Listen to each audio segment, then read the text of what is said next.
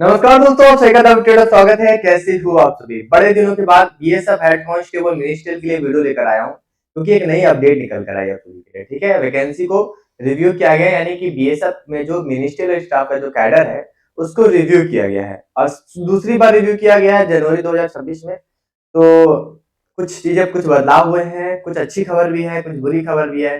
चलते हैं, वीडियो को स्टार्ट करते हैं। वीडियो अच्छी लगे वीडियो को लाइक कीजिएगा, चैनल को सब्सक्राइब कर लीजिएगा और कमेंट बॉक्स में आप सभी को एक ही चीज का इंतजार है कि एग्जाम कब होगा, तो उसकी भी जल्दी अपडेट आप सभी को मिलने वाली है। ठीक है, चलते हैं। आज जो टॉपिक है हमारा क्या है कि हमारा कैडर रिव्यू हुआ है, यानी अगर आप जो मिनिस्ट्रियल स्टाफ में भर्ती होना चाहते हो तो आपके लिए जाना जरूरी है। ठीक है, इसमें एससीएम के कुछ पद हैं कम कर दिए गए हैं और टोटल जो है 4497 नए पद जो है वो मंजूर किए गए हैं। कुछ पदों की मंजूरी मिली है, कुछ बदलाव भी हुआ है। सबसे पहले हम देखेंगे इसके बारे में कहां पर ये न्यूज निकल कर आई है। तो अमर उजाला में निकल कर आई थी ये न्यूज।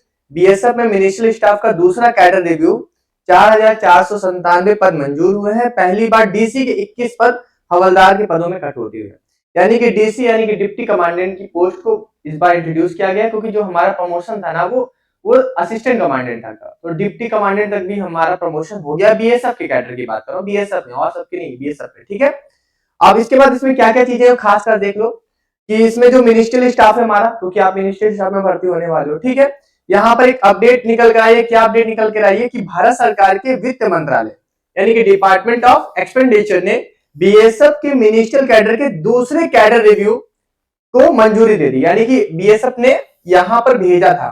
ठीक है, क्योंकि देखो होता क्या है कि अगर आपके पास इंप्लॉइज है तो उसका पैसा कहां से आएगा? पैसा कहीं से आएगा ना भाई। तो पैसा कहां से आता है? यहाँ से पैसा आता है, भारत सरकार के द्वारा आता है, वित्त मंत्रालय से पैसा आता है यहाँ पर। ठीक है, तो भाई उनको दिखाना पड़ता है कि हमारे पास कितने एम्प्लॉइज हैं, कितने पर्सनल हैं, ये कहना पड़ता है। ठीक है, तो वही सारी बातें यहाँ पर है। तो उन्होंने ये बीएसएफ ने भेजा था कुछ, मगर वित्त मंत्रालय ने केवल इसमें जो है 4497 को ही मंजूरी दी है, उससे ज्यादा पदों की मंजूरी नहीं दी। अब देखिए इसमें बहुत सारे पद मिलकर बनेंगे।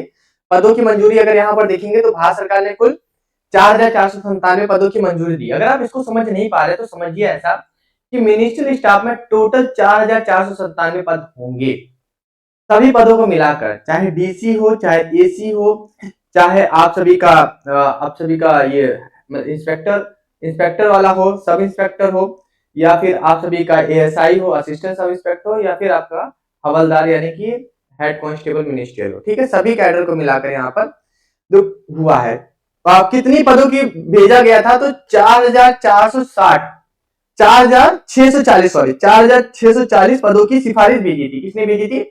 एमएचए ने, क्योंकि एमएचए ही चलाता है, सबको पता है आपको। एमएचए ने 4640 पदों के लिए भेजा था, उसमें से केवल 4497 पदों को ही मंजूरी दी गई है, उससे ज्यादा पदों को मंजूरी नहीं दी गई है। ठीक है, यानी उतने का ही पैसा हम देंगे। डिप्टी कमांडेंट का जो नया पद है जो इंट्रोड्यूस किया गया है, यानी कि इतिहास में पहली बार 21 डिप्टी कमांडेंट हो, यानी कि जो प्रमोशन होगा, बढ़िया है। जो आपका प्रमोशन असिस्टेंट कमांडेंट तक रहता था, अब ये कहां तक जाएगा? डिप्टी कमांडेंट तक जाएगा, तो बढ़िया है, अच्छा रहेगा, पैसा बढ़िया है, पावर ज्यादा।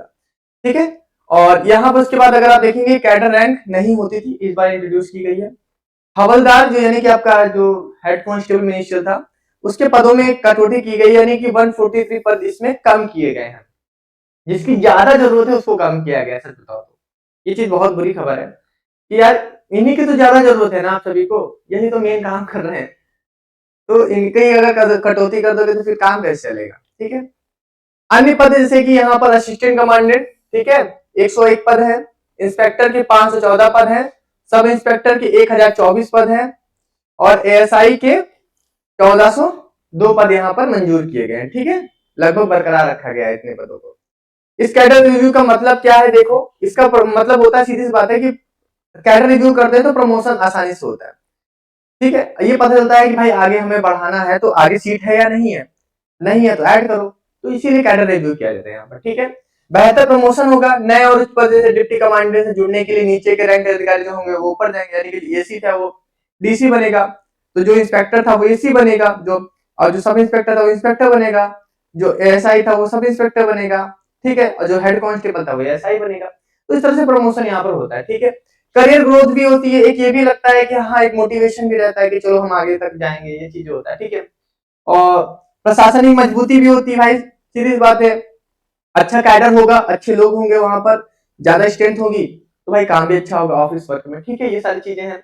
और मुख्य प्रभाव क्या हुआ है, जो लोग लंबे समय से एक ही रैंक पर अटके हुए थे उनका प्रमोशन हो जाएगा, ठीक है। हवलदार के पदों में कटौती का मतलब यह है कि भविष्य में इस रैंक पर सीधी भर्ती या इसमें थोड़ा बदलाव देखने को मिल सकता है, यानी कि जो भविष्य में जो वैकेंसियां आएंगी उसमें थोड़ा सा आपको कटौती देखने को, कम वैकेंसी आपको देखने को मिल सकती है, ठीक है, ये बदलाव है यहाँ, ठीक है। तो इसी तरह से सारी चीजें यहाँ पर हैं। तो कैडर रिव्यू का मतलब आप समझ गए होंगे कि प्रमोशन और स्टैंड को सुधारना, ये सारी चीजें होती हैं, मगर केवल एक बंदे के हाथ में नहीं होती है। बीएसएफ ने भेजा होगा एमएचए को, एमएचए ने भेजा है वित्त मंत्रालय को, ठीक है, मिनिस्ट्री ऑफ एक्सपेंडिचर को भेजा, तो वहां से मंजूरी मिली है, वहां से मंजूरी मिली कि केवल 4,497 ही, मगर एमएचए ने यानी बीएसएफ ने कितना भेजा था, 4,640 का भेजा था, ठीक है। तो इतने पदों की कटौती हुई, केवल हेड कांस्टेबल मिनिस्ट्रियल के पदों में कटौती, यानी भविष्य में जो भर्ती आएगी उसमें थोड़ी सी कम भर्ती आपको देखने को मिलेगी, ठीक है। बाकी भविष्य भविष्य में अब जब नई वैकेंसी आएगी कब आएगी ये भी नहीं पता है, ठीक है। अब आपके मन में एक सवाल जो लास्ट में रहेगा, जो कमेंट बॉक्स में आप पूछ रहे होगे, सर एग्जामिनेशन कब होगा, ये चलो ठीक है, सब अपडेट चलती रहती है, मगर जो मेन अपडेट है उसके बारे में कब बताओगे भाई, थोड़ा सा और इंतजार कर लो, मैं कहता हूँ 2-4 दिन और इंतजार करो, मैं बहुत जल्दी बहुत बड़ी अपडेट लेकर आने वाला हूँ आप सभी के लिए, ठीक है। तो आप जुड़े रहिए, इतने दिनों बाद वीडियो लेकर आया हूँ, आपको पता है कि मैं ऐसे फालतू वीडियो नहीं बनाता हूँ, जब अपडेट आती है तब मैं वीडियो बनाता हूँ आप सभी के लिए, अपडेट आई है तो आपको बताना जरूरी है, क्योंकि आप इसी कैडर से जुड़े हुए हो, अगर आपको नहीं बताऊंगा तो किसको बताऊंगा, ठीक है, अपनी मौसी को तो नहीं बताऊंगा मैं, तो आपको बताना जरूरी है, ठीक है, बता दिया आपको, आप थोड़ा समझ लो कि भविष्य में जो वैकेंसी आती है उसमें काम आएगी, तो इस बार थोड़ी सी मेहनत ज्यादा करनी है, ठीक है, जो है इस बार कर लो, बाकी भविष्य में क्या होगा क्या नहीं होगा कुछ पता नहीं है, ठीक है। और एग्जाम डेट के बारे में थोड़ी बहुत जानकारी जगह जगह से मिल रही है, तो जैसे जैसे पूरी जानकारी मिल जाएगी, एक कलेक्ट कर लूंगा डेटा आपके सामने, तो ऐसे डेटा लेकर आपके सामने आऊंगा, ताकि आपको विश्वास हो, कोई से फर्जी इन्फॉर्मेशन या वर्बली आपको कुछ बताने वाला नहीं हो, ठीक है। चलिए फिर अभी के लिए तो अल्लाह, मिलते हैं नेक्स्ट वीडियो में। वीडियो अच्छी लगी तो वीडियो को लाइक करना, चैनल को सब्सक्राइब करना, कमेंट बॉक्स में क्या ही पूछोगे यार, एक ही चीज तो पूछ रहे हो कि एग्जाम कब होगा, पूछ लो जितना पूछ सकते हैं, ठीक है। मुझे जैसे अपडेट मिलेगी आपके लिए लेकर आऊंगा, ठीक है। चलिए अभी के लिए तो मिलते हैं नेक्स्ट वीडियो में, थैंक यू सो मच।